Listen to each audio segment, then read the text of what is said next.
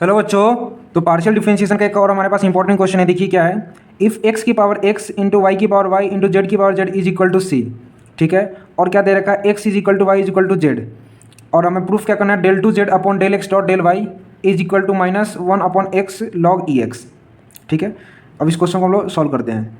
क्या है हमारे पास, देखिए एक्स की पावर एक्स इंटू वाई की पावर वाई इंटू जेड की power Z is equal to C. इससे पहले मैं आपको एक फॉर्मूला बता देता हूँ क्या होता है। देखिए एक्स की पावर अगर एक्स दे रखा हो, यानी किसी फंक्शन की पावर मतलब फंक्शन दे रखा हो और हम लॉग लेते हैं, तो क्या आ जाता है, पावर पहले आ जाता है फिर ये फंक्शन आएगा। जैसे एक्स की एक्स बाहर आ गया और लॉग एक्स, एक फॉर्मूला लॉग की प्रॉपर्टी होता है। ठीक है, तो ये जो हमारे पास इक्वेशन दे रखा है ना क्वेश्चन में, हम लोग क्या करते हैं, taking log on both side, दोनों तरफ लॉग ले लेते हैं। जिससे क्या होगा, इधर X log X plus Y log Y plus Z log Z is equal to log C. यहाँ तक कोई दिक्कत नहीं होना चाहिए। अब मान लेते हैं इसको इक्वेशन नंबर फर्स्ट, ये क्या है हमारा इक्वेशन नंबर फर्स्ट। अब क्या करेंगे, differentiate this function with respect to X treating Y as constant. और ये जो फंक्शन दे हमें निकालना क्या है, देखिए हमें निकालना है del two Z upon del X dot del Y. ठीक है, यानी ये जो फंक्शन दे रखा है ना, एक्स की पावर एक्स इंटू वाई की पावर वाई इंटू जेड की पावर, ये एक्स जेड का ही फंक्शन है। ठीक है, तो हम लोग डिफ्रेंशिएट करेंगे इस वाले फंक्शन को with respect to X, Y को कांस्टेंट मानना है और जेड का भी डिफ्रेंशिएशन करेंगे। ठीक है, वाई क्या है हमारे पास, ये टर्म कांस्टेंट है, तो क्या आ जाएगा, अब एक्स लॉग एक्स है, इसका डिफ्रेंशिएशन करेंगे तो क्या है, यू इंटू वी लगेगा। और यू इंटू वी का फॉर्मूला क्या होता है हमारे पास, यू इंटू वी का क्या होता है, यू को छोड़ते हैं फिर वी का डिफ्रेंशिएशन प्लस वी को छोड़ा फिर यू का डिफ्रेंशिएशन, यही होता है यू इंटू वी का। मल्टीप्लिकेशन रूल का डिफरेंशिएशन में ये उसी का यूज़ करेंगे। एक्स लॉग एक्स का क्या होगा, एक्स को छोड़ा लॉग एक्स का क्या होता है, one upon x plus log x को छोड़ा एक्स का क्या हो जाएगा वन, यानी x into one upon x plus log X, ये आ गया। वाई तो कांस्टेंट है, इसका डिफरेंशिएशन क्या होगा, जीरो। फिर जेड का भी करेंगे तो क्या आ जाएगा, जेड का तो यू, इसको जैसे ये यू है, इसको इस पूरे टर्म को वी मान लेते हैं, तो यू इसको छोड़ा फिर वी का लॉग जेड का one upon Z plus log Z का छोड़ा फिर जेड का करेंगे तो क्या हो जाएगा, del Z upon del X is equal to zero. Del Z upon del X इसलिए क्योंकि ये जेड का फंक्शन है। ठीक है, एक्स से एक्स यहाँ कट गया, जेड से जेड ये कट गया, one plus log X plus one plus log Z into log del Z upon del X is equal to zero.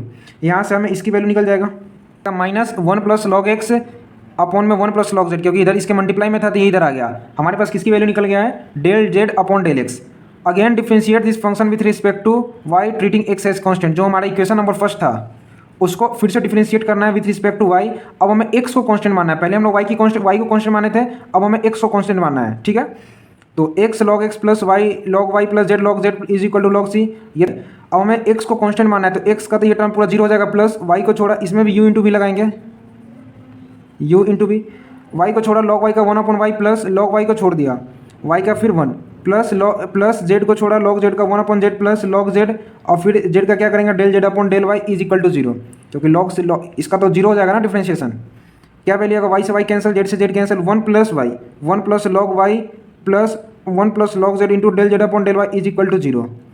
हमारे पास क्या वैल्यू आ जाएगा, del Z upon del Y की वैल्यू आ जाएगा इज इक्वल टू माइनस, और इसको इधर भेजेंगे तो क्या आ जाएगा, minus one plus log Y, और इसको डिवाइड में भेजेंगे अपॉन में वन प्लस लॉग जेड। यहाँ तक तो कोई दिक्कत नहीं होना चाहिए। अब देखिए हमें निकालना क्या है, हमें निकालना है del two Z upon del X dot del Y is equal to minus one upon log E X. Del two Z upon del X dot del Y is equal to del X upon del Z upon del Y. जो हम लोग ये जो del Z upon del Y की जो value निकाले, इसको अगर हम लोग एक बार और डिफ्रेंशिएट कर दें एक्स के रिस्पेक्ट में, तो हमें ये वैल्यू ये हमें मिल जाएगा। ठीक है, वही करने वाले, देखिए ये तो एज इट इज रहेगा, del upon del X into del Z upon del Y की वैल्यू क्या है हमारे पास आया, minus one plus log Y upon one plus log Z. ठीक है, अब देखिए हम लोग इसको डिफरेंशिएट किसके रिस्पेक्ट में कर रहे हैं, एक्स के रिस्पेक्ट में, तो इसको एक्स के रिस्पेक्ट में डिफरेंशिएट करेंगे, लेकिन वाई को क्या करेंगे, कांस्टेंट मानेंगे। लेकिन यहाँ पे जेड का भी करेंगे, क्योंकि जेड इसका फंक्शन है, हमें del two Z upon del X dot del Y, तो ये सारा जो टर्म दे रखा है एक्स की पावर एक्स इंटू वाई की पावर वाई इंटू जेड की पावर जेड, ये क्या है, एक्स की फंक्शन है, जेड की फंक्शन है सॉरी, इसलिए जेड का भी हम लोग डिफरेंशिएशन करेंगे। तो डेल अपॉन डेल एक्स निकालेंगे इसका, इस वाले पूरे टर्म का, तो हमें क्या मिल जाएगा, del two Z upon del X dot del Y, इसकी वैल्यू निकालना है ना हमें। Again differentiate this function with respect to X treating Y as constant, वही मैं अभी बताऊँ आपको। अब देखिए del two Z upon del X dot del Y is equal to minus one plus log Y. अब देखिए ये जो फंक्शन है minus one plus log Y, ये तो वाई का फंक्शन है। अब हमें यहाँ पे क्या देखिए, वाई को कांस्टेंट मानना है, डिफरेंशिएट करना है इसको एक्स के रिस्पेक्ट में, तो वाई कांस्टेंट हो जाएगा, तो इसको बाहर कर लेंगे इनटू, अब ये जो टर्म है पूरा वन प्लस लॉग जेड, इसको मान लेते हैं एक तरह, लेट सपोज एक्स, तो वन अपॉन एक्स का क्या होता है, minus one upon x square, तो माइनस वन अपॉन एक्स क्या है, वन प्लस लॉग जेड का होल स्क्वायर, कोई दिक्कत नहीं होना चाहिए, इनटू 1 का फिर करेंगे तो क्या हो जाएगा 0, log z का करेंगे तो क्या आ जाएगा 1/z, फिर z का करेंगे तो del z upon del x। यहाँ तक कोई दिक्कत नहीं होना चाहिए। अब देखिए माइनस से माइनस ये हो जाएगा कैंसिल, तो 1/z इसको बाहर कर लेते हैं, plus 1/z into 1 plus log Y, ये टर्म हमारे पास आ गया 1 plus log Y upon 1 plus log Z का whole square into del Z upon del X. अब हमने सबसे पहले निकाला था क्या डेल जेड अपॉन एक्स, क्योंकि उसको डिफ्रेंशिएट किए थे हम लोग एक्स के रिस्पेक्ट में, तो उसके वैल्यू हमें क्या मिला था हमें -1 plus log x upon 1 plus log Z. यहाँ तक कोई दिक्कत नहीं होनी चाहिए।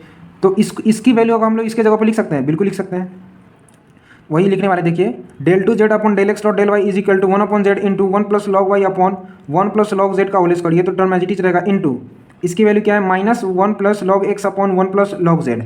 ठीक है, इसका अगला पार्ट देखते हैं। del 2 z upon del x और del y की वैल्यू क्या है हमारे पास, is equal to -1/z 1 plus log Y upon 1 plus log Z का whole square into 1 plus log x upon 1 plus log Z. यहाँ तक कोई दिक्कत नहीं होनी चाहिए। और हमें एक क्वेश्चन में एक कंडीशन दे रखा है x is equal to Y is equal to Z, यानी into 1 plus log x upon 1 plus log X का whole square into 1 plus log x upon 1 plus log X, ये जेड है, इसको एक्स मानना है।